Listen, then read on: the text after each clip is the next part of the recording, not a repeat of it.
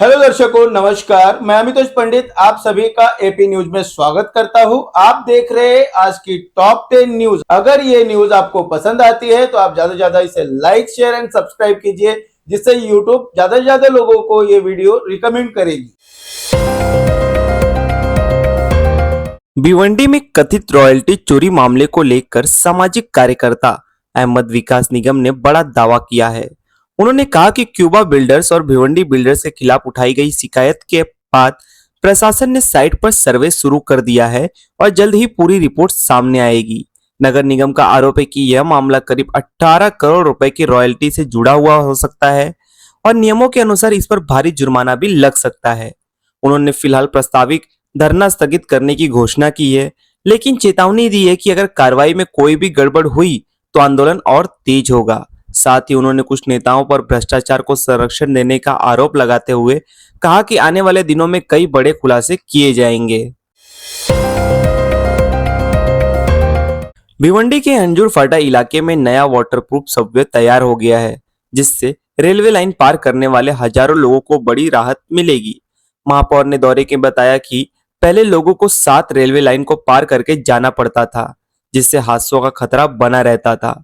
अब इस सबवे के जरिए सुरक्षित आवाजाही संभव होगी। खासकर एशिया के सबसे बड़े वेयर हाउस क्षेत्र में काम करने वाले हजारों कर्मचारियों और स्थानीय नागरिकों को इसका सीधा लाभ मिलेगा। इस परियोजना के लिए सांसद बाला मामा के प्रयासों की भी सराहना की गई है। भिवंडी में प्रभाग समिति 2 कार्यालय का उद्घाटन किया गया, जहां नई सभापति तबस्सुम बेगम ने पदभार संभाला। इस मौके पर महापौर ने उन्हें बधाई देते हुए कहा कि प्रभाग स्तर पर कार्यालय सक्रिय होने से नागरिकों के काम तेजी से होंगे और शहर के विकास को नई गति मिलेगी।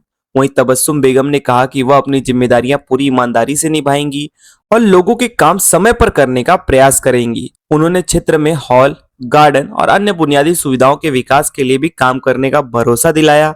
साथ ही महिलाओं और आम नागरिकों की समस्याओं को प्राथमिकता से हल करने की बात कही। प्रधानमंत्री नरेंद्र मोदी ने लगातार 4,479 दिन तक का कार्यकाल पूरा होने पर भिवंडी में भाजपा कार्यकर्ताओं ने उत्साह के साथ जश्न बनाया। भाजपा भिवंडी शहर जिला अध्यक्ष रविकांत सावंत के नेतृत्व में पद्मानगर स्थित श्री राम मंदिर में विशेष पूजा, आरती और प्रार्थना का आयोजन किया गया। इस दौरान कार्यकर्ताओं ने प्रधानमंत्री मोदी के उत्तम स्वास्थ्य, दीर्घायु और देश के निरंतर विकास की कामना की। कार्यक्रम के बाद आतिशबाजी की गई और मिठाइयां बांटकर खुशी मनाई गई। भाजपा नेताओं ने मोदी सरकार के 12 वर्षों के कार्यकाल को ऐतिहासिक बताते हुए कहा कि उनके नेतृत्व में भारत की वैश्विक प्रतिष्ठा बढ़ी और देश विकास स्थापित कर रहा है। कार्यक्रम में बड़ी संख्या में भाजपा पदाधिकारी, कार्यकर्ता और स्थानीय नागरिक मौजूद रहे। कल्याण के चिकनीपाड़ा इलाके में शुक्रवार तड़के मानवता को झकझोर देने वाली घटना सामने आई, जहां श्री विट्ठल मंदिर के पास कचड़े के डिब्बे में एक 6 से 7 दिन की नवजात बच्ची जीवित अवस्था में मिली। सुबह कचरा फेंकने गई एक महिला ने बच्ची को देखा और कुत्तों से बचाकर तुरंत अस्पताल पहुंचाया। डॉक्टरों के अनुसार बच्ची पूरी तरह सुरक्षित है, उसकी हालत स्थिर है। घटना की जानकारी मिलते ही पुलिस ने जांच शुरू कर दी है और आसपास के सीसीटीवी फुटेज खंगाले जा रहे हैं, ताकि बच्ची को वहां छोड़ने वाले लोगों की पहचान की जा सके। इस घटना के बाद स्थानीय लोगों ने भी नाराजगी जताई है और दोषियों के खिलाफ कड़ी कार्रवाई की मांग की है। भिवंडी निजामपुर महानगर पालिका में फर्जी हाजिरी और वेतन घोटालों का बड़ा आरोप सामने आया है। वार्ड क्रमांक 14 के नगर सेवक ने दावा किया है कि कुछ कर्मचारी विशेष पेन का इस्तेमाल कर हाजिरी रजिस्टर में पहले गैर हाजिर दर्ज करते थे और बाद में उसे मिटाकर फर्जी हस्ताक्षर कर पूरे महीने का वेतन निकाल लेते थे। नगर सेवक के अनुसार कुछ कर्मचारी 1 से 1.5 साल तक काम पर नहीं आए, फिर भी उनकी पगार निकाली जाती रही। मामले की शिकायत और सबूत सौंपने के बाद संबंधित एसआई संतोष यादव को निलंबित कर दिया गया है।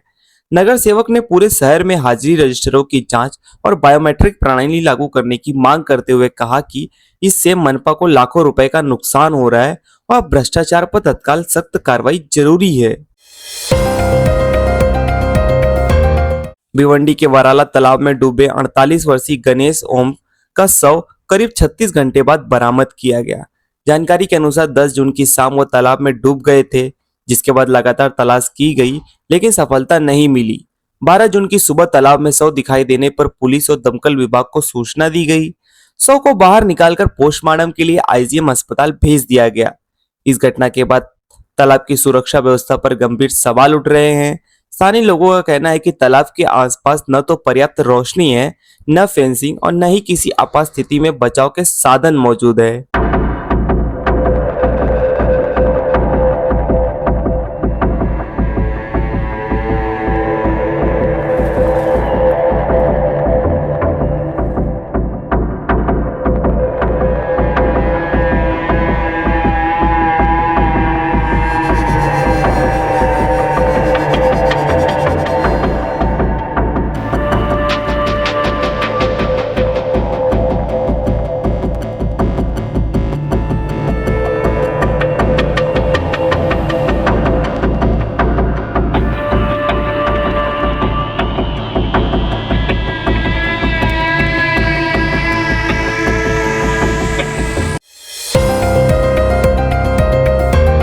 भिवंडी के राजलक्ष्मी कंपाउंड क्षेत्र में एमएमआरडीए ने बड़ी कार्रवाई करते हुए कथित अवैध गोदामों पर बुलडोजर चलाया। जमीन विवाद के बीच शुरू हुई इस कार्रवाई से इलाके में हड़कंप मच गया। बताया जा रहा है कि जिन गोदामों पर कार्रवाई की गई वो विवादित भूमि पर बने हुए थे। मौके पर प्रशासन और पुलिस की मौजूदगी में तोड़फोड़ की जानकारी दी गई और कार्रवाई भी शुरू कर दी गई। इस कार्रवाई के बाद प्रभावित पक्षों में नाराजगी देखने को मिली, जबकि प्रशासन का कहना है कि नियमों के अनुसार कार्रवाई की जा रही है। फिलहाल पूरे मामले पर स्थानीय लोगों और संबंधित पक्षों की नजर बनी हुई है।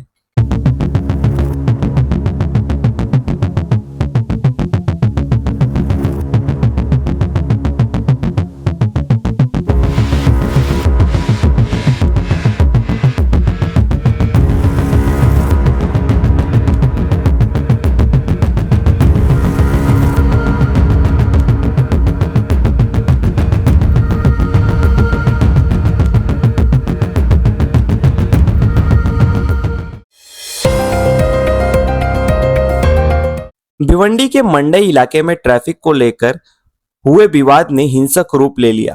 जानकारी के अनुसार एक ओला चालक के साथ कथित तौर पर मारपीट की गई, जिसके बाद इलाके में तनाव का माहौल बन गया। पीड़ित चालक की शिकायत पर पुलिस ने 3 आरोपियों के खिलाफ मामला दर्ज कर लिया है। घटना के बाद पुलिस ने जांच शुरू कर दी है और आगे की कानूनी कार्रवाई की जा रही है। स्थानीय लोगों का कहना है कि मामूली ट्रैफिक विवाद का इस तरह हिंसा में बदलना चिंता का विषय है।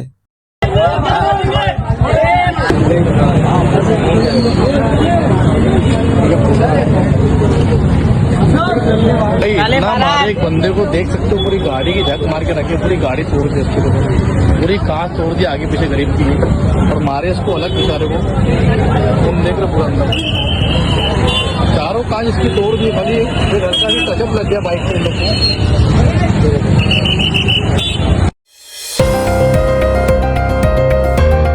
मुंबई के मदनपुरा स्थित बाबा सरवर चौक में बाबा सरवर लाइब्रेरी का उद्घाटन विधायक रईस शेख ने किया। उनकी संस्था एहतसाब फाउंडेशन द्वारा संचालित इस लाइब्रेरी का उद्देश्य छात्रों और स्थानीय नागरिकों को बेहतर शैक्षणिक संसाधन उपलब्ध कराना है। लाइब्रेरी में 4 भाषाओं के 11 समाचार पत्र, नीट और जेईई की तैयारी से जुड़ी किताबें उपलब्ध कराई गई हैं। साथ ही मराठी और अंग्रेजी बोलचाल की मुफ्त कक्षाएं भी सुविधा दी जाएगी। लाइब्रेरी के नवीनीकरण का कार्य नगर सेवक वकार खान के प्रयासों से पूरा हुआ।